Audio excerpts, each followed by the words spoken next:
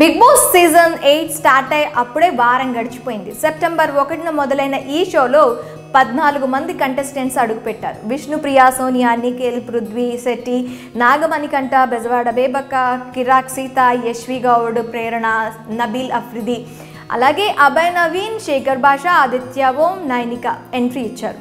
దర్శకుడు అనిల్ రావుపుడి ప్రాంక్ చేయడంతో నాగమణికంఠ ఒక్కసారిగా అతన్ని టార్గెట్ చేశారు కంటెస్టెంట్స్.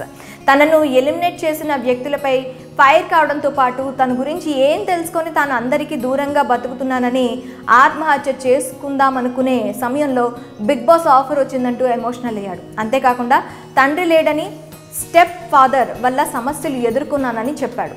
అయితే దీంతో అయ్యో పాపం అనుకునేలా చేశాడు. దీంతో మణికంఠ ఒక్కసారిగా క్లిక్ అయ్యాడు.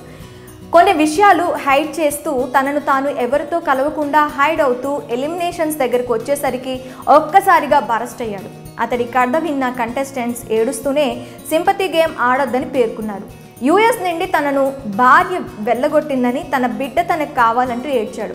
దీంతో నెటిజన్లకు మణికంఠపై సింపతి వస్తూనే ఆయన భార్యపై నెగిటివ్ మొదలైంది. అంతలోనే ఇంట్లోకి అడుగుపెట్టిన మణి తాను ఇక్కడికి రావడానికి భార్య కారణమని, ఆమె భార్య బంగారం అని, తన వాళ్ళు తనకు కావాలంటూ ఎమోషనల్ అయ్యాడు.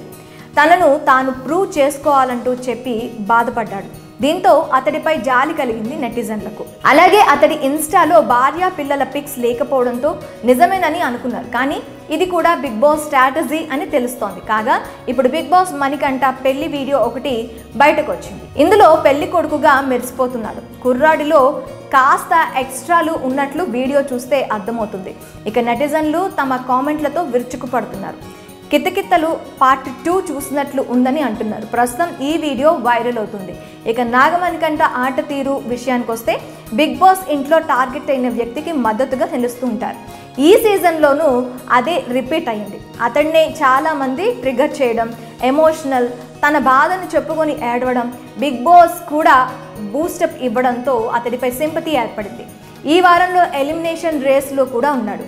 ఇతడిని ఇంట్లో నుండి పంపించాలని అనుకున్న వాళ్ళంతా ఇప్పుడు కొనసాగేలా ఓట్లు వేస్తున్నారని తెలుస్తోంది.